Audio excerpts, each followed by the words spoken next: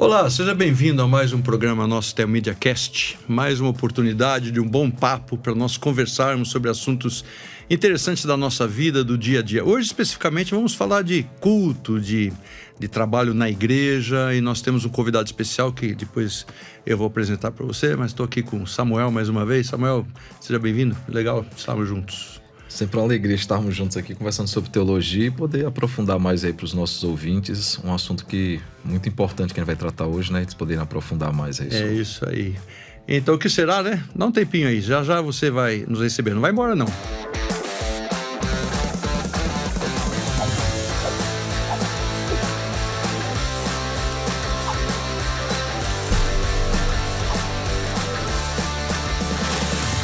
Então, hoje estamos aqui reunidos e o nosso convidado de hoje é pela primeira vez aqui no grupo. Já teve outros hosts aqui, teve outros mediadores aqui nesse nosso papo, mas eu creio que é a primeira vez que você vem. Está conosco. Aí, primeira vez. É Renato Marinoni, Isso. Marinoni, e está conosco, pastor, mas eu vou deixar que ele faça uma breve apresentação. Renato, seja bem-vindo, e eu acho que esse nosso programa vai ser maravilhoso mesmo, tá bom?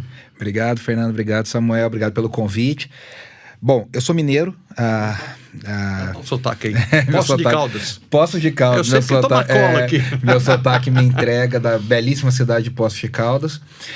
Tem uma história um tanto quanto diferente de peregrinação pela igreja evangélica. Eu cresci metodista, na igreja metodista em Poços de Caldas, terceira, quarta geração na igreja, já uma igreja hoje que deve ter, fez quase 120 anos, então tinha toda essa tradição. Depois, muitos anos depois, eu percebi que lá na década de 90 a gente passou pela chamada renovação e eu cresci numa igreja metodista com práticas neopentecostais. Tá. Desde criança me envolvi na área de louvor. Com 8 anos eu cuidava do retroprojetor. Transparência. Você que está escutando a gente, você sabe o que é o retroprojetor? Então depois você procura aí no Google. E o retroprojetor é um negócio difícil, né? Porque você tem que puxar para um lado, vai para o outro, do outro lado. E transparência era caro para burro, né? E a igreja economizava, não tinha dinheiro para comprar as coisas. Às vezes os membros compravam as transparências. Aí tinha que colocar várias músicas na mesma transparência, né? Tinha duas formas. Você tinha a folha, que você escrevia cada cântico, e você tinha aquele rolinho que passava, né? Eram as duas opções que você tinha. Lá nossa eram as folhas. Até apareceu uma caneta que você conseguia apagar depois, porque no começo não apagava. Tinha que passar álcool, aí você apagava. Você colocava um papel no começo, um papel no fim, pra centralizar no canto. E chegou uma época que tinha 3, 4 músicas na mesma transparência, aí eles colocaram uma folha de sulfite no retroprojetor, então ficava só um buraquinho no meio, aí a gente tinha que passar ali a transparência e tudo mais, aquela Renato, coisa toda. esquece, vamos passar pra mimeógrafo. Vamos falar dessas coisas hoje no papo. E aí me envolvi muito nessa área. Com 15 anos eu já era líder de louvor na igreja. E ali por 16, 17 anos tive a certeza que Deus tinha me chamado para o ministério ligado à área de música e de louvor principalmente. Eu sempre brinco, eu falava com o Heber Júnior lá no Jumper, que eu tentei ser um teólogo sério. Fui fazer mestrado no Jumper, fui fazer mestrado na PUC, mas Deus nunca me deixou largar a área de adoração, a área de louvor, a área de música, embora eu já tenha ensinado em várias outras áreas. Mas enfim, aí eu fui estudar com o Ministério Diante do Trono, na área de louvor, estudei na primeira turma e trabalhei lá por 8 anos. Ana Paula Valadão, todo o grupo do Diante do Trono, ministério. Trabalhei lá durante 8 anos, junto com ela dei aula de liderança e louvor, e ali eu comecei a pesquisa de história da música cristã no Brasil. Então, fazendo a história da transição dos hinos para a música contemporânea na década de 50, 60, 1950, 1960, e foi nessa época. Então, desde 2006, 2007, eu pesquiso e ensino nessa área. Aí vim para São Paulo em 2012, comecei a estudar no Jumper, fiz o mestrado no Jumper, e a gente começou um instituto, eu e minha esposa, na época noiva, depois minha esposa, começamos um instituto aqui para formação de líderes de louvor chamado IACA, Instituto de Adoração, Cultura e Arte, que agora em 2024 está completando 10 anos de existência, graças a Deus. E no mesmo ano de 2014, eu comecei a trabalhar com o pastor Luiz Saião, na Batista Nações Unidas, como líder de adoração da igreja. E aí, em 2018, fiz o concílio pastoral, fui ordenado pastor, e a igreja fez uma proposta para a gente começar uma nova igreja, uma plantação de uma nova igreja. A gente começou bem no meio da pandemia, em março de 2020, então a gente deu a largada, foi estranho, porque eu fiquei num limbo. Eu já estava despedido da outra igreja, já tinha culto e despedida, tal. Sei. Só que eu não tinha uma nova igreja ainda, ficou naquele buraco. E aí nós começamos online, olha que loucura, a gente começou uma igreja, os meninos brincam comigo lá no City to City, que acho que foi a primeira igreja plantada online no Brasil, talvez tenha sido a minha, porque a gente não tinha escolha, a gente começou totalmente online. Ficamos 1 ano e meio só online. E aí depois a igreja chama Igreja Batista Metrópole, a gente chama de B-Metrô. Então, assim, eu tenho trabalhado nessa área de louvor, de análise de teologia de música. Estou escrevendo um livro sobre a história da música para o mundo cristão. Nós vamos começar falando de vencedores, depois Elo, e história aí... da música dentro do Brasil. Então, do Brasil. Dos Estados Unidos, mas a influência no Brasil, não tem jeito de não falar nos Estados Unidos, porque toda a influência. Então, a gente começa com Jesus Movement, o movimento de Jesus, como que isso influenciou a chegada no Brasil com vencedores, depois com Jovens da Verdade, depois com Elo e Logos, e aí depois o movimento de louvor e adoração, que é Vineyard, Integrity Music ali, Paul Wilbur, Don Moen, Ron Kenoly, toda essa galera, como isso chega no Brasil com Azaf, Ademar... Osana Music, né? Toda a galera da Osana Music. E aí nós vamos fazendo, eu vou fazendo isso para se Deus quiser. Pra gente falar que hora, se Deus quiser, vai lançar esse ano. Tô envolvido num documentário também sobre isso, mas esse do documentário ainda vou ficar devendo mais informações, não posso falar. Mas assim, é bom saber que a gente também tem algo sendo produzido nessa área, então é uma coisa muito legal. E que eu sou apaixonado por falar sobre isso, assim. Que legal, muito bom. Mas na área da música mesmo, isso é muito bom para nós, pastores, porque nós temos a música evangélica, eu acredito que ela é uma bênção, eu me emociono, até quando me mandam no Instagram, aqueles spots, aqueles pequenininhos lá, e recordo algumas músicas em inglês ou em português, seja o que for. Mas a música, ela tem muito a ver, a gente lembra muito de culto, né? De toda aquela estrutura. Porque o culto, claro, você pode chegar num lugar, cantar umas músicas e ler uma palavra e pronto. Não deixa de ser uma espécie de culto. Quem somos nós para engessar? Mas quando você prepara um culto, você tem a música muito envolvida. É disso que você fala, da importância disso? Também. Isso é uma coisa importante, né, Fernando? Porque, assim, a igreja sempre cantou. Certo. A gente olha a história da igreja em qualquer era, em qualquer lugar, em qualquer momento, em qualquer denominação, em qualquer avivamento, em qualquer lugar. A igreja sempre cantou. Jesus celebrou a ceia e cantou um cântico e sai, né? Tem gente que mataria para saber que hino que é ele cantou. Exatamente. Mas a igreja sempre cantou. Sempre cantou. Com diversos entendimentos. A gente pode até falar disso. O movimento de Praise and Worship, o movimento de louvor e adoração, trouxe um novo entendimento sobre o que é o culto. Que é o que a galera... Porque o que acontece? A gente teve uma revolução litúrgica nos últimos 60, 70 anos. E essa revolução litúrgica foi trazida pelo movimento de louvor e adoração. Foi trazida pela música. Pro bem e pro mal. Coisas interessantes e coisas que as pessoas meio que compraram o pacote e não perceberam. Então a gente está falando aqui, por exemplo, do espectro da igreja. 95%, para ser bonzinho, das iniciativas de louvor e adoração são de viés carismático. Hoje isso você está falando letra e estilo. Tudo. De onde vieram.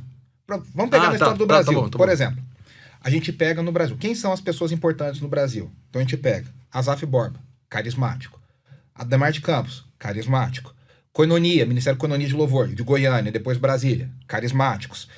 Todas as comunidades do Rio de Janeiro, Nilópolis, Vila da Penha, Vila Nova de Irajá, Zona Sul, carismáticos / apostólicos neopentecostais.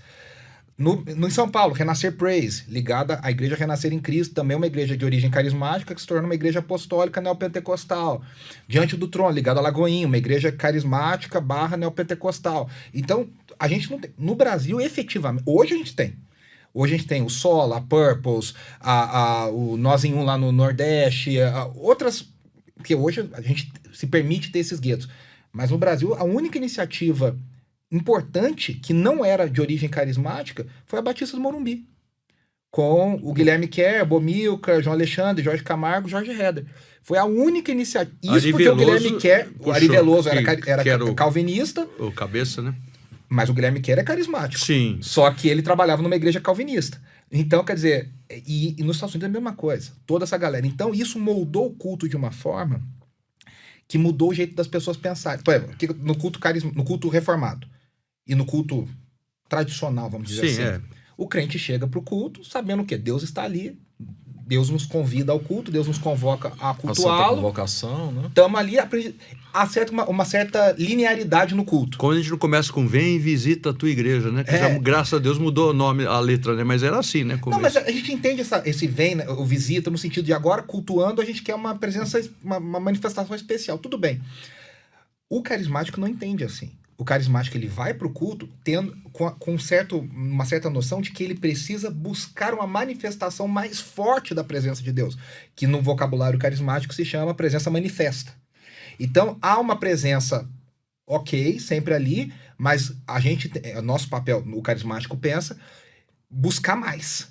E o culto e o louvor tem tudo a ver com isso. Tem a ver assim com até que chamar Deus também, não? Ou é só eu? Isso virou, né? Isso virou depois, final dos anos 90. Interessante. Lá, eu fui pastor em Mossoró há muito tempo, né? E tinha um seminário lá de uma denominação, não vou citar, claro, mas de uma denominação lá, e os alunos pediam para estagiar lá na igreja. Tem como a gente estagiar na igreja do senhor? É porque era lá o culto de doutrina, era dia de quinta, e não pegava com a denominação deles. Então era o melhor dia para eles estagiarem, para não faltar o domingo, né? E logo o culto de doutrina. E no doutrina. E aí o que aconteceu? Um dia um grupo entrou, aí viu o boletim da igreja na mesa, olhou e falou assim, viu a liturgia no boletim, falou assim, isso aqui é a liturgia do culto? Mas já vocês ingessam o Espírito Santo dessa forma? Aí eu falei assim, não, e essa liturgia é do domingo agora. E já é a liturgia quinta-feira do culto que ainda vai acontecer. Não, pastor, isso é lamentável. Esse meu irmão não é lamentável, não. Percebe que são duas visões diferentes do culto. Tudo isso começa, e aí a gente tem que falar bem rápido, mas assim, na década de 40, um ramo, Estados Unidos segregacionado, negros e brancos, um ramo da igreja ligados aos negros, pentecostal, classes sociais mais baixas. Um pastor na década de 1940, ele teve uma experiência pessoal e ele começa a ensinar o Salmo 122:3, contudo tu és santo, aquele que habita entre os louvores do seu povo. A NVI tem tanto medo disso que a NVI no Brasil colocou assim, contudo tu és santo, tu és o louvor, és a glória de Israel, para não dar a entender o que virou o entendimento, que ele diz o seguinte, peraí, a gente sabe, né, no contexto original, tabernáculo de Davi, a Arca da Aliança, os levitas em volta, no contexto ali de Jerusalém e tudo mais. Esse cara começou a dizer o seguinte, não, quando a igreja adora o Senhor, a presença de Deus se manifesta no meio da igreja. Desce, vamos dizer assim. O que era uma constatação de uma situação virou uma promessa. Então agora eu tenho que fazer algo para essa promessa se cumprir. E essa é a pedra fundamental do movimento de louvor e adoração, que vai desembocar nessa ideia de que eu tenho que chamar a presença de Deus. E quanto mais eu clamo, mais eu clamo, mais chamar a Shekinah, né? Que aí a ideia do entronizar a presença. Então, a gente faz um trono de louvores, e aí Deus, então, vem ao encontro da sua igreja. É a letra de um cântico, quase não se canta mais hoje, mas... Não, é um cântico lindo. É um cântico americano, o Asaf Borba fez a versão, lá em 1980 e bolinha, e é um cântico lindo, mas é o entendimento carismático dessa busca. Por isso que, para eles, é complicado isso que você falou, Zé, porque eles vão falar, a gente não sabe o que vai acontecer, a gente está dependendo da orientação divina, da orientação do Espírito Santo. Como é que está escrito já aqui? Né? Então, na boa vontade, eles meio que complicaram um pouco essa... Mas é um pouco assim que as coisas vieram caminhando e a gente tem esses dois movimentos muito claros hoje, né? Vamos falar a verdade também entre nós aqui. Só entre nós. Só nós. E a torcida do Corinthians? A teologia reformada, ela tem fazendo uma... Eu não sou presbiteriano, mas sou reformado. Eu me chamo de um reformado /carismático, mas enfim... Ele é o mediador, ele está entre os dois mundos. Neo-ortodoxo, reformado, carismático. A teologia reformada tem tudo para trabalhar com cultura e com arte e com música da melhor forma possível. De uma forma assim linda. A teologia reformada dá uma base que outras teologias não dão. Para encarar a cultura, da graça comum, da beleza, da arte, de tudo. Só que, na prática, muitos reformados... e hoje não são só presbiterianos, né? Tem muitos reformados não presbiterianos, se tornaram muito fechados para toda... Então, assim, o pessoal critica sem saber. É outra história que os extremos se atraem, né? Então o pessoal só critica, só gosta de criticar. Né? Então fala, essas músicas... Quantas você já ouviu? Lá no Jump eu tinha conversa direto com os colegas sobre isso. Quantas você já ouviu? Não, veja bem. Não, quantas você ouviu? Quantas... Não conheço muito bem. Como é que você pode falar? Mas tem... Não, e acaba se fechando. Por exemplo, A gente passou muito tempo sem falar sobre o Novo Céus e Nova Terra, né? O doutor Heber vai falar bastante sobre isso, que vai ser nesse mundo transformado, porque os testemunhos de Jeová têm uma visão equivocada, claro. Aí você não fala muito sobre o Espírito Santo, porque os pentecostais falam demais sobre ele. Então, acaba se fechando também. Isso. Você começa a abandonar os assuntos, por exemplo, não vai ter esse tipo de instrumento porque pode denotar um outro tipo de pensamento. Há uns 20 anos atrás, um colega, um menino recém-formado, pregou numa determinada igreja, não veio no caso, e ele pregou sobre o Espírito Santo. Pregou sobre o Espírito Santo, a doutrina do Espírito Santo. E terminou o culto, o pastor foi para ele na porta. Aqui nós não tratamos desse assunto, não. E a doutrina muito... Porque, assim, um ramo vê o Espírito Santo, e eu não estou sendo aqui pejorativo, mas quase como um gênio da lâmpada. Você faz pedidos, ele concede desejos. E tem a teologia reformada que ela mostra a ação do Espírito Santo na Ordo Salutis, toda a ação dele desde a inspiração bíblica até a consumação dos séculos, como o Espírito Santo sendo também Deus age na história e faz parte aí da economia de Deus no desenvolvimento da história. A gente acaba sem falar dele, só fala do Pai e do Filho, porque se falar de Espírito Santo é pentecostal. Não chamando o nosso ouvinte de ignorante, por favor, mas estabelecendo referências como eu gosto, né? Fala um pouquinho de Ordo Salutis, porque tem gente que escuta e nem sabe o que significa Ordo Salutis. Vai ter a reformada e a que não é reformada, mas para nós é a chamada ordem da salvação. Como é que o Deus Trino ele atua na salvação do homem? Isso passa e a Ordo Salutis começa ali para nós, a regeneração ela antecede a conversão. E para quem é, por exemplo, arminiano, vai entender o contrário. Só para um entendimentozinho de quem está escutando. O que foi que ele falou mesmo? São os pontos, é a sequência da salvação. Como é que a salvação ela se desenvolve na nossa vida, você tendo para nós regeneração, conversão, adoção, justificação e por aí vai. E o outro ramo entende o contrário, né? Que a conversão ela acontece, depois acontece a regeneração. Aquela velha chaminha que nós temos entre nós. No fim, quando a gente está falando de louvor, essas coisas, de culto, é a mesma coisa. No fim, a gente está trabalhando com o mesmo material, a gente só tenta colocar no ramo carismático, se coloca numa ordem diferente, que acaba gerando resultados muito diferentes. Né? Essa ordem da salvação, essa ordem litúrgica, porque, querendo ou não, a gente defende que o culto tem que ter um desenho do evangelho. Ele reflete o evangelho. O James Smith brilhantemente relembrou isso agora recentemente na trilogia dele que começa com Desejando o Reino, e como que a gente repete toda semana o evangelho em culto, né? Então a gente vai entranhando o evangelho na nossa repetição dominical como igreja. Então beleza, então essa ordem da salvação é meio que a ordem que a gente vai fazer o culto, desempenhar o culto todo domingo. E isso acaba que nessa mudança de ordem que você mencionou, Samuel, muda o resultado do culto. Como a gente... eu não gosto de falar performar, porque me dá uma ideia... A gente pode entender ruim, mas é uma certa... Como a gente vai agir no culto, né, diante de Deus como igreja. E querendo ou não, as pessoas meio que não pensam nisso, né? É aquela ideia, que nem escatologia. Tem muito crente brasileiro que nem sabe que o dispensacionalismo é uma visão teológica. Acha que é a única visão teológica, porque nunca nem foi ensinado que existem outras. Tem gente que não sabe cultuar de outra forma, só sabe desse jeito. Chega lá, começa a pedir a presença de Deus, e aí vai tendo... Olha, eu estava sentindo aqui, agora a gente tem que fazer... Nunca viu, por exemplo, uma liturgia escrita. E aí se assusta, porque fala, nunca vi isso aqui, eu sou crente há tantos anos. Mas a beleza do mundo de hoje, a gente tem muitos desafios. Mas uma beleza que eu acho no mundo de hoje é a gente ter acesso a certas coisas que antigamente a gente não tinha. Né? Você está falando do Espírito Santo, a gente tem hoje, por exemplo, o Michael Horton, que escreveu um livro belíssimo sobre o Espírito Santo, na visão calvinista reformada, sensacionista, mas um livro belíssimo. E a gente tem um gigante teológico como Craig Keener, por exemplo, defendendo também a visão carismática dele no Espírito Santo. E os dois, assim, em muitas coisas, convergindo na ideia. Tem coisas que não.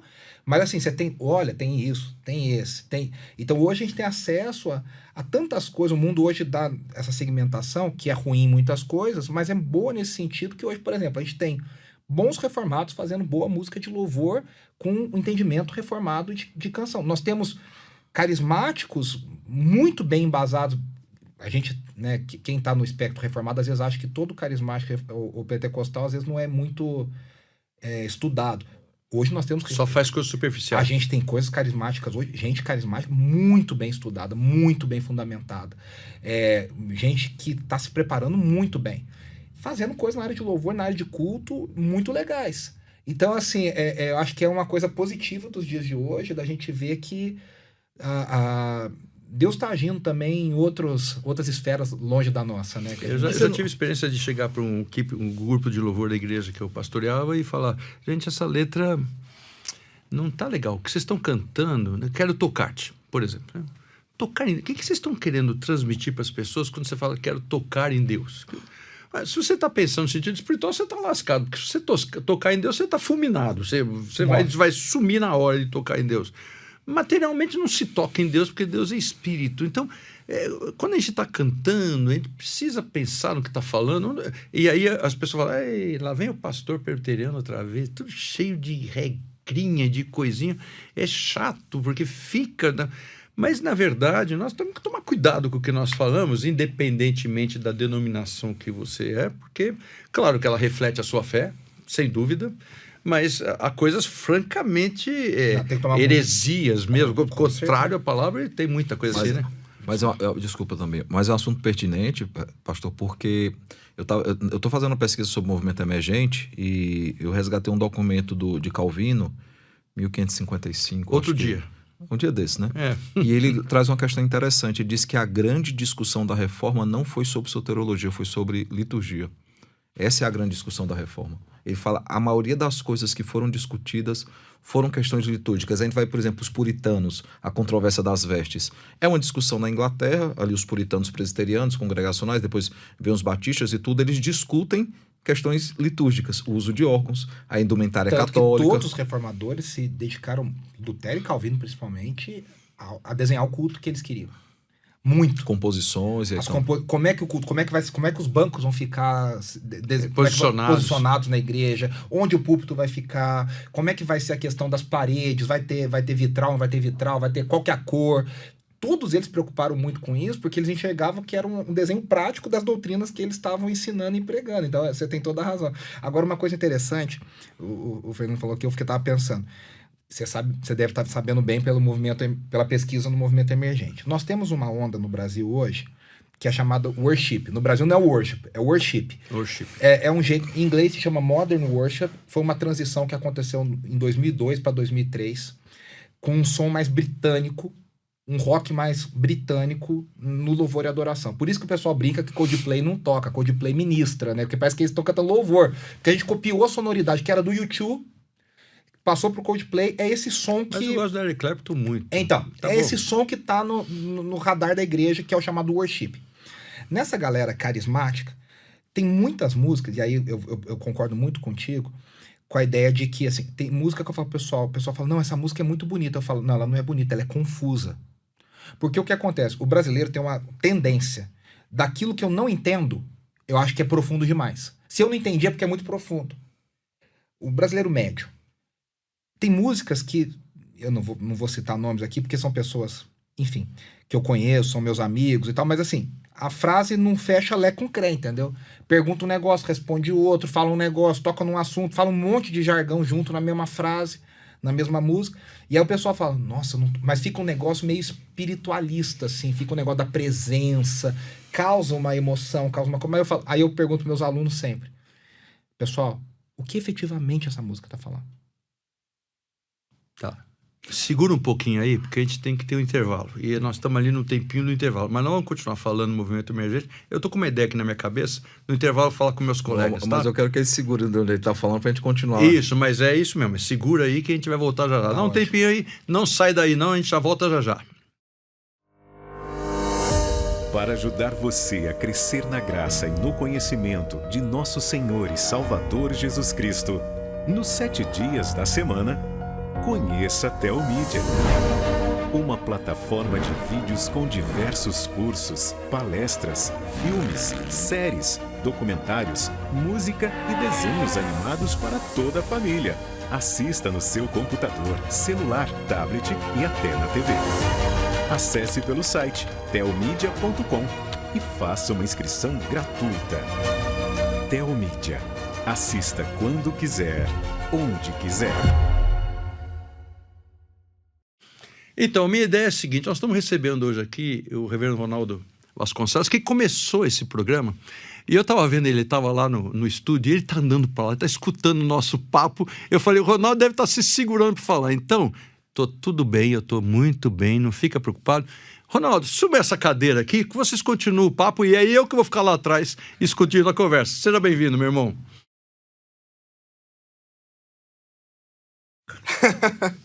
Muito obrigado, Reverendo. Um prazer estar aqui com vocês. Que coisa boa. Obrigado pelo privilégio de voltar aqui e bater um papo sobre esse assunto de culto, de música na igreja, que para mim é algo tão importante e valioso. De fato, eu estava ali ouvindo algumas coisas e, rapaz, que interessante esse assunto. É um assunto que eu já medito, penso. E tenho até uma frase curiosa que eu falo para alguns amigos que militam nessa parte da música de forma profissional. Tem um amigo muito querido que é produtor, fez produção para gente grande aí no meio gospel. Eu dizia assim, cara, um dos maiores problemas da música gospel é gente muito boa fazendo música muito ruim. É uma das coisas que me assusta, porque é exatamente você está falando da questão da música confusa. Então, somada à música confusa, você tem também música muito bem executada. Talvez nós tenhamos no nosso meio evangélico, dentre os maiores músicos do Brasil.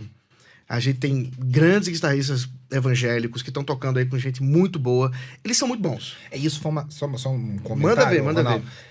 O Arthur tá aqui atrás das câmeras. Quando o Vencedores começou a gravar e tudo, tinha estúdio que não aceitava gravar música evangélica. A primeira barreira era achar algum estúdio que aceitasse uma música evangélica ser gravada. Tamanha Aí nasceu a Comef. Preconceito. A Comef surgiu a Comef foi por causa disso. Então, assim, era um problema. Com tudo ruim que o movimento gospel trouxe nos anos 90, liderado pela Igreja Renascer em Cristo, pelo Estevão Hernandes, muita coisa boa veio também. Né? Eu não acredito que nada é ruim, nada é bom sempre. Então, o que acontece? Houve uma profissionalização da música evangélica, chamada agora música gospel. Selos específicos dentro das gravadoras, distribuição, etc. Rádio e tal. Então, houve um crescimento e aí tem várias coisas nessa situação. Então, por exemplo, lá começo dos anos 2000, dentro do ensinamento de louvor e adoração, veio um cara lá da Willow Creek, chamado Rory Nolan, escreve um livro chamado Coração do Artista, que é um livro base para todo mundo que trabalha na área de louvor. E ele fala, olha, uma das coisas que o artista cristão tem que ter, primeiro, ele já chama o cara de artista. Já era uma crise. Os mais antigos não se chamam de artista. Embora façam arte. Artista é uma coisa pejorativa. É uma coisa negativa. É o cara estrelinha, é o cara que se acha. Ele já chama o cara de artista numa conotação positiva. E fala, a gente tem que procurar a excelência. Fazer a coisa do melhor possível. E, ao mesmo tempo, no Brasil, as igrejas pentecostais trabalham muito forte a música. Chegou a um ponto, não sei se você lembra, naqueles programas de calor, de auditório e tal, de reality show, o Arnaldo Sacomani, que era um jurado importante no Brasil, né? Um cara produtor, tal, era no Ídolos, né? Era um dos... Depois virou outra coisa, eu não lembro como é que é, mas era um deles. Ele fala, a Igreja Pentecostal Brasileira é a maior fornecedora de músicos profissionais do Brasil. Principalmente parte de metais, né? Você vai em qualquer orquestra, você pergunta assim, quem é que ou é evangélico ou foi criado? 90%. Nas faculdades de música. Mas cultura americana também é isso. A maioria dos cantores, artistas, já passaram algum momento pela igreja, né? Mas houve uma virada. Então. Não foi sempre assim. Ele tá falando do momento da virada, que houve esse rompimento da grande maioria dos músicos brasileiros terem um background mais católico ou sem religião específica, para agora a gente ter uma boa parte dizendo assim, não, eu vim de seio, geralmente assembleano, alguns congregação cristã, porque tem essa ênfase muito grande na música. O cara às vezes nem frequenta mais. Não é mais. Não é. Mas ele cresceu, você pega todas as aula. bandas hoje, quase todas as bandas, tem algum músico que veio de igreja evangélica. Isso. Então o cara, o maior produtor sertanejo do Brasil foi o único integrante que entrou e saiu da banda Resgate. O Resgate tem a mesma formação há 35 anos. É a única banda que tem a mesma formação. Do Oficina, do Cates Barnett, dessas todas. São eles Rolling Stones. Você vê como é difícil isso. O cara foi o único que entrou e saiu. Ele é o maior produtor sertanejo do Brasil hoje. Ele era ministro de música na primeira Batista de Campo Grande. De onde veio o Matheus Assato, que é o que você estava falando dele. Eu creio que você estava falando dele. Isso, exatamente. O Matheus... Aí você pega o Juninho Afran. Cara, Na Souza... Cacau, Não, Juninho roupa Afran, nova. todos, Uma parte, roupa nova. uma parte deles são evangélicos, são produtores. Produzem a Aline Barros há mais de 20 anos. Exato. Então, assim, a própria Aline, eu não gosto da Aline cantando, né? Por causa da nasalada e tudo mais e tal. Pô, mas a banda, cara, os meus alunos falam, professor, você tem alguma coisa com a Aline? Não tem nada. Eu acho a Aline a maior artista cristã do Brasil nos últimos 30 anos, com erros e acertos, mas ela tá sempre lá há 30 anos. Isso. Ela tá sempre lá, constante, né? sempre lá. O Diante do Trono veio, desceu, ela tá lá. Veio, sei lá, veio Morada, ela tá lá. Ela tá lá. Ela teve que mudar a linha vocal dela, né? Ela teve uma complicação muito séria na gestação, na última gestação e tal. Mas assim, eu não gosto do jeito dela. Mas a banda dela é muito boa. Aí você pega a Cassiane, que é música pentecostal. A Cassiane é a rainha, a Ivete Sangalo da música pentecostal. A mulher é um fenômeno. Isso.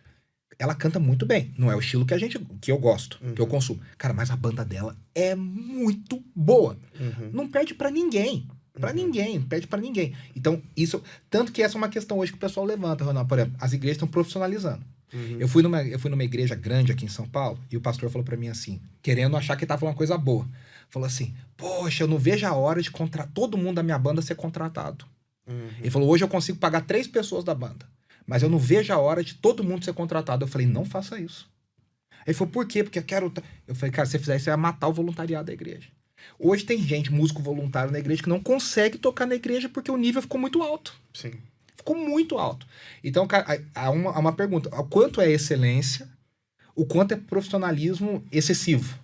Perfeito. Pro culto, pra uma coisa... Então, assim, o cenário mudou muito, né? O cenário mudou muito nesses anos. Lá no Coração do Artista, né? Se eu me lembro bem, eu li há muito tempo atrás, ele vai tratar, inclusive, a premissa, né? De que nós não somos profissionais, logo não se exige profissionalismo por isso, mas somos adoradores e como adoradores temos que dar o melhor para Deus, né? Eu acho que era mais ou menos esse o conceito.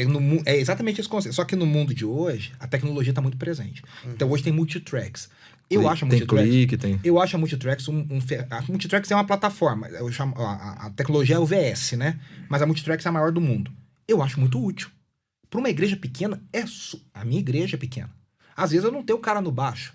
É um playback customizável. Você coloca, você muda o tom, você adapta do jeito que você quiser. Só que o cara tem que tocar no clique. Se o baterista não tá pra tocar no clique, não vai funcionar. E aí você vai restringir bastante quem vai poder tocar isso aí. Percebe? Eu cheguei aqui em São Paulo, rapaz, o grupo de música lá da igreja que eu pastoreio, o baterista toca de partitura, cara. Isso é um milagre. Não, eu vi a partitura e falei assim, não, isso é brincadeira. Não, ele toca de partitura. Que é maravilhoso. Mas assim, aí, pô, o baterista da igreja, um menino bom. Aí ele não dava certo com a Multitracks. Eu falava assim, cara, tem alguma coisa errada, o menino não é ruim. A Multitracks não é difícil. Aí eu descobri, ele não tava ouvindo o clique. Uma coisa básica. Aí ele falou, nossa, eu não tava ouvindo isso aqui. Aí quando ele ouviu, ele acertou. Mudou tudo. Mas assim, tem multitracks. Aí tem os timbres, por exemplo, no teclado, na guitarra. Começou a ficar muito tecnológico. Então, se o cara é voluntário, às vezes ele não tem tempo de fazer tanta coisa assim, ele vai começar a ficar pra trás, entendeu?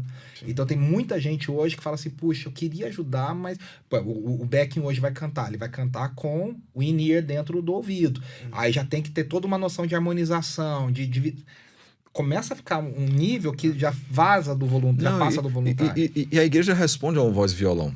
Você querendo ou não, Sim. mesmo com toda essa estrutura, teve um problema, teve um momento lá na igreja que eu toco e canto, né? E aí teve um momento que não teve como ter um grupo de música, e aí eu fui pro violão, cantei, minha esposa canta, faz segunda voz. Assoviou, chupou cana e ainda preguei. Né? Cara, a igreja responde, você bota um grande ao Senhor, ele é exaltado, e a igreja vai, a igreja gosta desses cânticos antigos. Sim. Então a igreja responde também. Mas claro, a igreja pudesse estruturar e ter uma estrutura melhor. Agora eu não sei o quanto que a igreja responde quando essa coisa se torna tamanha que a estrutura vira de fato uma apresentação, um show. Isso é uma das coisas que eu debato muito lá no grupo de música lá da igreja qual eu sou pastor. Quando eu cheguei, recém eles tinham comprado a mesa de som, e dentre as coisas que havia mudado é que eles tinham tirado todos os retornos para colocar tudo aqui no ouvidinho. E aí eles estão cantando, acabou o culto e tal, e eu pergunto pra eles, e aí, vocês ouviram a igreja? Não ouve a igreja, não tem como você ouvir a igreja. Perde a ambiência total. E aí você começa a desconectar, descolar quem está tocando, quem está cantando, com a igreja. E aí, muitas coisas vão desconectar. A palavra desconecta. Por exemplo, uma das coisas que eu brigo, o pessoal fica... Pastor, essa você perdeu. E eu acho que eu perdi mesmo. É que eu não suporto o fato das pessoas terem confundido a palavra música com louvor. Então, quando você hoje diz assim, eu estou ouvindo um louvor, você não está ouvindo louvor. Você está ouvindo uma música que pode ser de louvor, mas você não está ouvindo louvor. Não, agora é o momento de louvor. E o resto, o que você está fazendo até então? Então, quando você trouxe a linguagem para essa declaração, então você desconectou tanta coisa, e aí vira o grupo de louvor. Aí lá na igreja a gente tem um lanchinho preparado específico pro pessoal da música. Aí o pessoal fala assim, tem o lanchinho do louvor. O lanchinho do louvor. Essa frase não faz nenhum sentido. Não, é louco. Então você desconectou tudo. Lá a gente chama de grupo de música. Eu brigo com Mas cara, é uma briga. A gente vive uma guerra cultural onde os termos são importantes. E nessa terminologia eu tento definir muito bem os termos. Eu aprendi isso com o Felipe, né? O Felipe, numa aula de epistemologia, ele falou isso. O Fontes, né? O Fontes. Os termos são importantes. Você precisa definir muito bem os termos. Então a gente chama de grupo de música. Eles vão nos conduzir em cânticos congregacionais, porque espiritual hino também é espiritual. Eu sei que é da tradução bíblica, lá de Efésios e tudo, mas a gente deixa bem claro os termos, né? Não, isso é importante, porque é o seguinte, agora, assim, você falou, eu pensei 1000 como isso, eu lembro das todas as coisas que eu pensei que você estava falando. O que acontece? Quando a música contemporânea entra na igreja, não é um processo fácil. Tanto que nos Estados Unidos eles chamam de worship wars. As guerras de adoração. Foi um processo difícil. Então, o que acontece? Eu acho que os caras queriam dizer... Que o pessoal falava assim, essas músicas são ruins. Essas que a gente olha hoje fala, nossa, elas são lindas, são maravilhosas. Naquela época, eles achavam elas ruins. Hoje, se eu visse as de hoje, acho que arrancava os cabelos, né? Então, esse é um caso. Então, o que acontece? Eu acho que eles foram falando, não, isso é adoração, isso é louvor, pra meio que se defender, dizer o que a gente tá fazendo também é bíblico, também é culto. Só que nessa, mudou o termo. Aí ficou o momento de louvor, ficou só aquele momento de louvor. Aí vem a questão da levitização dos músicos. Aí foi... O brasileiro adora essas coisas. O brasileiro pode ver uma coisa judaizante, ele gosta. Aí grudou nesse negócio. Nos Estados Unidos existe essa coisa de levitização, existe. Aqui é 500% a mais. Mas Pero Vaz Caminha foi profeta nos dias dele, né? No Brasil que se planta dá, né? Então. Aqui não dá certo em canto mas nenhum. Aqui deu. Aqui dá. Aí é isso. Criou essa ideia. Então o cara é quase um crente 2.0. O levita, tal. Então, a gente tem que lutar contra isso o tempo inteiro. Por exemplo, você tava falando várias coisas, eu tava pensando aqui. Hoje, o in-ear é ruim? Não é. É muito bom. Inclusive, é bom pra igreja, porque elimina barulho que bate e volta e tal. É muito mais difícil você equalizar pra igreja e tal. Eles precisam ouvir a igreja. Pois é. Quer usar? Tem que usar, mas tem que fazer uma adaptação. Então, por exemplo, eu falo de iluminação. Iluminação é pecado? Não é. Mas a iluminação, ela tem uma conotação que nos leva para apresentação e para show. Para usar a iluminação sem fazer show, requer um esforço da nossa parte. Porque a nossa cultura vai levar para o show.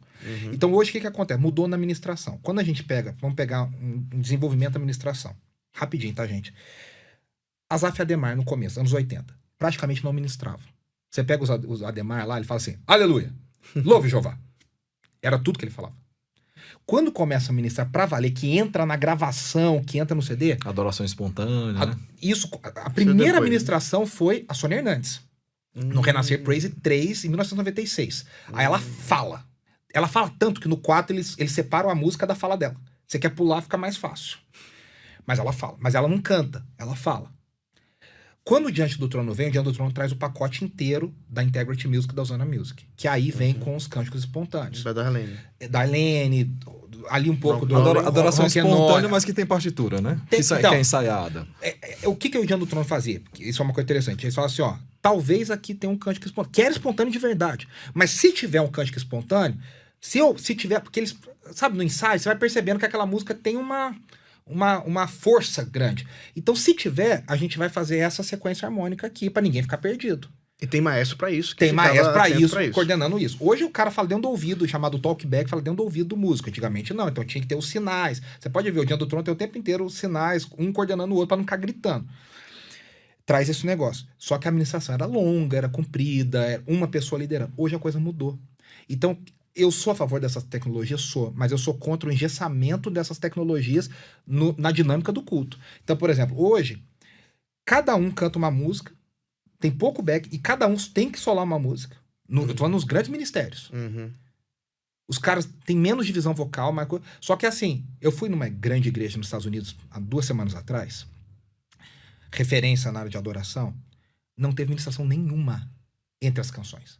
Acabava a música, começava a outra, acabava uma, começava a outra. É a tendência atual nossa. Eu acho isso um pouco complicado, porque é o seguinte, você fica engessado. Se der qualquer coisa, se você quiser fazer qualquer coisa, já tá tudo no play lá, já tá tudo solto. Então eu sempre falo, a gente tem que usar a tecnologia, mas no seguinte, eu tenho que estar aberto à dinâmica da igreja, do culto. Lembrar que isso é um culto, a serviço da igreja. A gente pode usar? Pode, mas vai requerer um esforço nosso para usar isso de uma forma sadia para a igreja. Porque foi o que você falou, bota no ouvido, dá o play e vamos embora. O cara nem abre o olho, ele só tá aqui ouvindo o tempo inteiro no ouvido dele. Atenção, faz a quarta, faz a quinta, nona, agora isso. Ele perde completamente a dinâmica da igreja, do culto. E isso é uma coisa muito negativa. E tem vazado vários vídeos, né? Os caras hoje vão fazer, põem o celular de frente, né? Aí tem vazado propositalmente, não tem sido nenhum vazamento sem autorização, não. Os caras botam o próprio vídeo na internet, eles justamente fazendo isso, dando as instruções. Agora, ó, vai crescer, a música vai crescer agora. É o chamado DM, o diretor musical. Ó, vai crescer. E as igrejas têm sido influenciadas, porque é muito modinha, né? O que eu tenho percebido na música brasileira é isso. Por exemplo, a gente tem um projeto Sola hoje, mas tem vários grupos iguais ao projeto Sola hoje. Aí você tem aí vem vários grupos iguais. Não é ruim, Samuel, não é ruim. O problema é o seguinte, esse cara tem que estar submetido a quem está liderando, que tem que estar ligado na igreja. Então vai subir, não é porque vai subir porque talvez, olha, estamos percebendo que a igreja há uma dinâmica do culto, então tem que estar ligado. Não, agora, ó, vamos... Você falou de cantar grande ao Senhor, falou cantar... Hoje, o nosso mundo tem tanta coisa feita que é impossível você não sabe o repertório da igreja mais. É presbiteriano. Mas, cara, cada igreja... é batista. Cada igreja tem uma dinâmica diferente. Isso. Essas antigas são a única certeza que você tem que onde você for, eles vão cantar. Por quê? São boas? Só tinham eles. Eu acho engraçado, eu até brinquei esses dias. O pessoal fala do Ademar, por exemplo, como se o Ademar fosse uma... E o Ademar é uma pessoa maravilhosa, amo ele de paixão, meu amigo, meu discipulador. Mas o Ademar é carismático. A teologia do Ademar não é quase nada diferente da teologia da Ana Paula. Se for, é pouquinha coisa diferente. Mas aí quem se escandaliza com a Ana Paula não se escandaliza com o Ademar, porque o Ademar é antigo. Cresceu ouvindo. Entendeu? Então, o que vai ficando antigo, hoje a gente se escandaliza com, sei lá, com a Isadora Pompeu, talvez, com não sei quem. A Ana Paula já tá ficando antiga, já tá quase cinquentona. Entendeu? Daqui a pouco ela vai ser uma ortodoxa. Pra quem antigamente... Eu tenho uma opinião, o Ronaldo sabe disso, trabalhei muitos anos, tenho muita relação com ela há 20 anos. As músicas do Diante do Trono são 97, 6, 8%, pega aí quase a sua maioria, ortodoxas nas suas letras, são letras muito boas. A gente questiona muito os comportamentos dela fora da letra. O Diante do Trono teve uma fase, eu acho que até o terceiro CD, o nível de música era de letra. Eu acho que a partir do quarto ali Diante do Trono é que o negócio começou a desandar mais um pouco. A leitura que eu tenho... Foi por uma coisa mais de arrependimento, porque eram temáticos os CDs. E dependia também de onde ele ia gravar. Por exemplo, quando gravou em Salvador, eles fizeram 2004, faz 20 anos. Ou fizeram uma música específica lá para tratar de Salvador. De Salvador. Então, assim, tinha essa questão temática. Mas, assim, eu percebi que as letras mais... Os CDs mais antigos eram CDs que você conseguia ouvir o CD todo. É nesse aspecto que eu falo. É que nem, por exemplo, o Oficina G3. Hoje não existe mais isso, né? Mas o Oficina G3, a edição Ouro foi um dos últimos que eu ouvi quando eu conheci o Oficina. Eu falei pra você que eu conhecia Catedral, depois eu conheci a Oficina, mas, por exemplo, você ouvia Nada é Tão Novo, Nada é Tão Velho, o CD todo. Você ouvia Indiferença, o CD todo, seguido. Aí eu conheci a edição Ouro, que é uma edição ao vivo que eles fizeram uma capinha preta. Mas aí você tem um acústico... Mas a partir do Humanos, por exemplo, você não ouve o CD todo mais. Você vai saltando algumas músicas. Essa música eu não quero ouvir. O Diante do Trono passou por um processo desse. Acho que todo artista acaba passando, porque chega uma hora que o artista mesmo ele começa a se plagiar. Repete muito. Fica muito igual. Porque a Ana Paula, esses dias eu fiz uma conta, eles comemoraram 25 anos. Acho que ela fez mais de 800 músicas. É impossível uma pessoa não se plagiar em algum momento. A Cassiane é a mesma coisa. Embora a Cassiane não componha quase muito, ela pega, mas o estilo é dela. Eu sempre brinco, eu falo, se falar de Mar Vermelho e tiver uma parte meio batida, é a música da Cassiane. Tem que falar do Mar Vermelho. É uma brincadeira, mas assim, acaba criando uma marca do artista que vira meio que um plágio. E Mas assim, e aí passa para as nossas igrejas. Querendo ou não, isso atinge as igrejas também, porque as pessoas estão consumindo isso, né? Sim. Eu falo, você não vê, a pessoa não via antigamente a Aline Barros ministrando na igreja. E a Aline Barros gravando um DVD. Até porque ela era muito mais cantora, depois ela virou pastora. Aí você tem já um outro status, que aí exige-se dela mais do que era exigido antes. Exatamente. Então, foi o mesmo caminho da Fernanda Brum também, né? Sim, sim. Então você vai vendo esses movimentos acontecendo. Se bem que a Aline pegou esse nome pastora, mas assim, acho que ela mesmo não gosta muito desse negócio. Porque ela tenta o máximo possível ser só cantora. Que ela faz bem o que ela faz. Sim. Entendeu? A Fernanda prega, a Fernanda dirige ministério, a Fernanda tem uma igreja, a Fernanda pegou pra valer esse negócio. A Aline tem o marido dela, né, que jogou no meu São Paulo, o Gilmar, ele é pastor. No nosso São Paulo. O Gilmar... é de vocês. O Gilmar, naquela geração maravilhosa, ele é pastor. Então a Aline meio que ficou na cola, entendeu? Mas ela tenta, que é o que eu falo.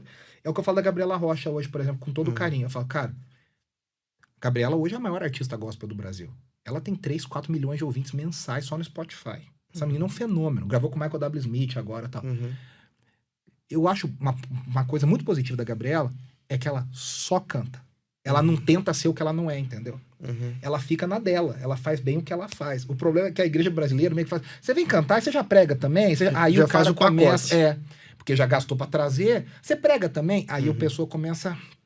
E aí são distorções do que se espera mesmo. Por exemplo, eu fui pregar num congresso de jovens de uma igreja de uma denominação carismática, pentecostal, e eu fiquei pro domingo. Normalmente eu volto pra minha igreja, só que não tinha um ônibus, deu um problema no ônibus lá da cidade, e eu não tava para pregar na igreja, né? Eles tinham outra programação lá deles, e eu fiquei.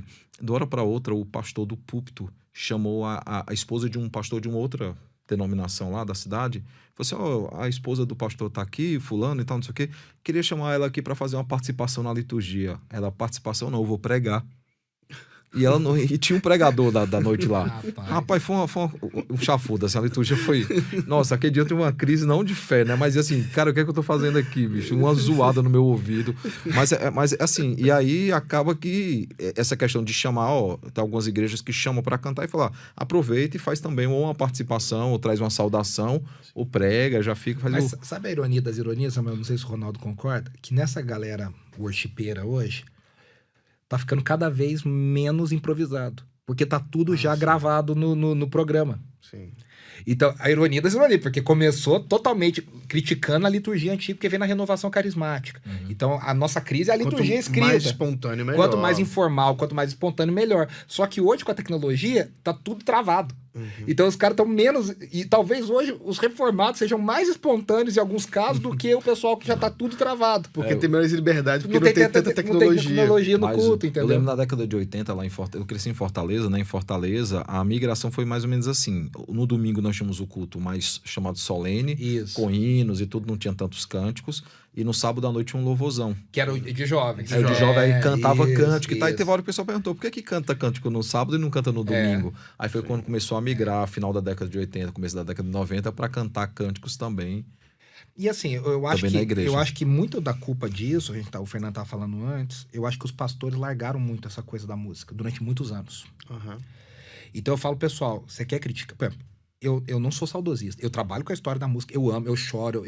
O Guilherme Kerr fala pra mim assim, você não vale que você é meu fã. Eu falo, Gui, eu cresci te ouvindo, cara. Eu não normalizei ainda ser teu amigo ainda. Pra mim isso é uma coisa que não existe. O Azaf, a Demar, a mesma coisa. A gente cresceu ouvindo essas pessoas.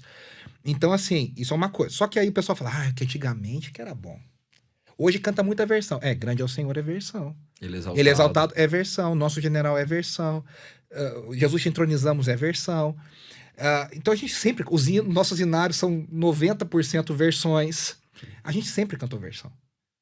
Aí fala, hoje tudo é ruim. Não é verdade. Tem muita coisa boa sendo feita. O problema é que hoje tem muita coisa boa e muita coisa ruim. Então você dá um trabalho pra você pesquisar, pra você, sabe, cavar e achar. E isso gasta tempo. Então tem muitos pastores que não querem gastar esse tempo analisando letra, analisando teologia. Uma guerra que você falou que você já perdeu, eu acho que eu já perdi uma também. Eu não canto música que chama Deus de Você. Okay. Mas eu acho que eu já perdi essa guerra. Mas é uma guerra que eu vou lutar até eu viver. Mas assim, Não acho pecado, mas assim, é uma coisa que me dói no coração. Então, Não, eu fujo. O gente que eu tento evita, ainda né? também, a minha guerra, além dessa, é ser de fato congregacional. Isso. Muita música voltada para a pessoa, eu tento o máximo colocar na primeira pessoa do Para plural. considerar que, de fato, quando nós estamos cantando para Deus. é isso aí. Então, se eu estou cantando para Deus, eu não tenho que ficar me colocando na história, a não ser que seja para dizer o que Deus fez por mim. Mas, então, em geral, a gente precisa voltar para a ideia do que é louvor, de fato. E como tudo é chamado de louvor, pede-se o que de fato é louvor. Essa é uma preocupação que eu acredito que os pastores devem ter, e você foi bem assertivo nisso aí, e não abandonar os seus grupos de música à sua própria sorte, né? Mas, de fato, considerar não apenas letra, mas também melodia, porque aí envolve a questão congregacional, né? A harmonia, enfim, mas considerar que muita coisa do que a gente canta, infelizmente, desses cânticos, que às vezes parecem muito bons, mas que tem problemas. Eu vou citar um exemplo, a gente já está chegando ao fim, mas vou citar um exemplo que me pega muito. Você citou a Aline Barros, ela é uma campeã desse problema que eu vou dizer agora. Confusão nas pessoas da Trindade. Nossa, isso Então, você... E parece uma coisa assim, ó... Nossa, que tema teológico absurdo. Não é. Não, mas é muito fácil você detectar. É só você saber que o pai não estava na cruz morrendo. Graças Mas- eu te dou, pai. Você sabe que eu achei uma versão nova dessa música. Aí eu cheguei no domingo, me deu uma louca. Eu tenho muita crítica a cantar essa música. Aham. Eu amo essa música de paixão, assim. Em inglês ela não tem nada a ver Não. com isso, mas tudo bem. A música foi feita pela Darlene. No Isso. CD de 2000... Eu tenho umas coisas na memória que são umas coisas meio que vocês vão achar que eu sou maluco. É a faixa número 11 desse disco, de 2001, da Hillsong. Chama Worth is the Lamb. Aí a Aline faz a versão. Cara, a Aline, pra fazer versão, ela assassina as músicas. Aí ela me bota, graças eu te dou, pai. Mas a música é tão linda que eu aceitava cantar essa música só porque ela é muito linda. Aí me deu uma louca um domingo, eu falei assim, eu vou perguntar lá num grupo que eu tenho de músicos se alguém tem uma outra versão. E tinha uma outra versão, muito melhor. Eu cheguei no próprio domingo, no ensaio, e falei, gente, nós nunca mais vamos cantar a versão da Aline. Hoje é dia de ceia, nós vamos cantar essa música na nova versão já. Não, mas como... Na nova versão já, porque ela mistura essa... Mistura a confusão. Ô, bem Ronaldo, fala a grande. verdade, Você a não gente sabe quase não com fala- quem você tá a gente falando. quase Se é não do fala pai, da do filho, do Trindade. Espírito. Isso. A gente quase não fala da Trindade. Mas essa questão de versão que assassina, cara... O Arthur conhece a minha irmã faz muita versão de música. Ela deu aula, ela é fonoaudióloga e professora de canto, ela deu aula pra Ana Paula a Nóbrega, eu acho. Isso, Pronto, ela foi foi minha professora aluna, de é isso. música, pronto. Ela é lá de Fortaleza. Ela faz muita versão de música. Ela tem, por exemplo, Nas Mãos do Oleiro, ela fez a versão lá atrás do Poder do Teu Amor. Só que a Aline fez uma versão, eu acho que é dela a versão, Deve ser. não é boa. Não é. Não tá nem perto do original. Eu faço algumas versões, eu tenho todo cuidado. Cara, eu demoro muito tempo pra fazer versão, porque eu faço a dupla verificação. Eu trago pro português, depois retraduzo pro inglês e vejo. Cara, tá Tá dentro. dentro, tá próximo. Uhum. Que é o que, por exemplo, o Salving Grace, se você quiser gravar a música do Salving Grace, eles fazem essa dupla verificação. Apesar que eles estão fazendo muita música em português agora. E ela, de fato, assassina, cara. Assim, é inexplicável. É difícil. É triste. O Ademar é um bom... A Ana Paula é uma ótima versionista, o Ademar é... Porque eles têm esse cuidado. Né? O Vineyard também A Vineyard, fez poxa. excelente versões das suas Sempre, próprias músicas, né? sempre. Porque aí é Vineyard Brasil, então... E fazem... Pô, Quebrantado, que o meu querido amigo Fabiano Alves fez a versão, eu falo pro Fabiano, a tua versão é melhor que a original em inglês. Em inglês parece que ela tá toda errada. Em português ela canta assim, certinho, bonitinho, assim, É pra fecha poucos, tudo. mas É. pra poucos. Eu fiquei curioso com a versão do Digno é o Senhor, porque tem a versão do United, eu não sei se você já viu, que eles têm no finalzinho, tipo um pupurruzinho que eles fazem, eles emendam com outra música Não no vi final. essa, não conheço. Depois eu pego o teu contato, depois eu te mando o áudio dela. E eu fiz uma versãozinha desse final dela. Cara, mas a confusão da Trindade nessa música é com força. Então, E muita... isso influencia nas orações. Tem cara que ora dizendo assim, Pai, te damos graças, porque o Senhor morreu na cruz pelos nossos pecados. E aí, mas a natureza é essa. Você tem uma teologia errada, você vai cantar errado, ou depois você retroalimenta o que você tá cantando com aquilo que você tá ensinando agora com a música. E aí, você a- sabe a- que você me alertou de uma coisa que eu nunca tinha pensado, eu nunca esqueci, você nem vai lembrar, a gente conversou isso há muitos anos atrás, Uhum. de uma música do Diante do Trono, que é a do terceiro CD, a Cheiro das Águas, Aham. que você falou, essa música não é errada, Isso. mas ela trai o espírito do texto. Uhum. E Exato. eu uso isso até Em hoje Jó. para meus alunos. Em Jó. Que é a questão de Jó, que Jó fala. A árvore pode renascer, mas o homem é uma vez só. Isso. E a música diz fala o o contrário. contrário. A esperança. A esperança, ela não tá falando de morte. É que ela tá falando de uma outra coisa. Só que ela usa a linguagem de Jó. Eu amo essa música de paixão. Mas eu falei, o Ronaldo acabou com essa música pra mim, porque agora eu fico pensando, poxa, não é fiel. E eu uso isso pros meus alunos. Eu falo, gente, a música não fala uma heresia. Ela tem uma letra certa. Ela só não é fiel ao texto que ela indiretamente tá citando. Ela não fala eu de Jó, mas é o texto de Jó. E às vezes usa até expressões, aquele jardim fechado, né? Quando você vai ver o que é o jardim fechado na linguagem. Agora, outra coisa também eu quero fluir nas tuas águas, né? Cara, uma vez um cara falou, poxa, o que é fluir nas águas? Cara, eu não sei. Pô, águas purificadoras, eu não sei. Essas expressões são ótimas e elas... É aquilo que ele falou da questão da confusão, né? Essas expressões são realmente a coisa que vai se amontoando e a gente não sabe muito bem para onde vai isso aí. Nós precisamos caminhar para o final desse nosso bate-papo, que está indo tão bem, né, Samuel? E nós queremos, de fato, agradecer pelo privilégio de tê-lo aqui conosco. Eu não sei, quer fazer uma pergunta final para ele arrematar? Não, eu tô preocupado com o tempo. No Arthur já arranca a cabeça da gente. Arranca, é verdade. Mas, Renato, muito obrigado. Pelo privilégio de ver você aqui nessa surpresa. Pois é, foi prazer muito bom conhecer mesmo. o Samuel, o Fernando. Obrigado, viu, gente? Obrigado, eu tô à disposição sempre. É isso, meus queridos. Que Deus abençoe vocês e até o próximo episódio.